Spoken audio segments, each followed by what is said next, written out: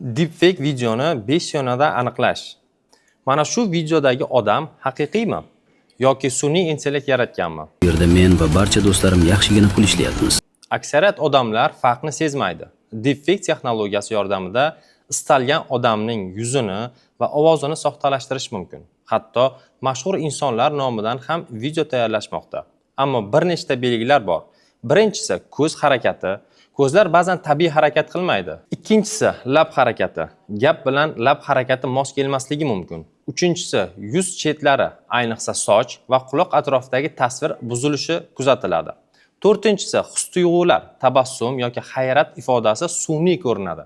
Agar video sizni hayratlantirayotgan bo'lsa yoki shoshilinch qaror qabul qilishga undayotgan bo'lsa, uni 2 marta tekshiring. Qo'shimcha ma'lumot sifatida shuni aytib o'tamizki, video haqiqiy yoki sun'iy intellekt orqali yaratilganini bilish yana bitta qo'shimcha detali bu, mayda detallarga e'tibor berishingiz kerak. Ya'ni uzuklarga, qiz bolalarda bo'lsa, ziraklarga e'tibor berish kerak.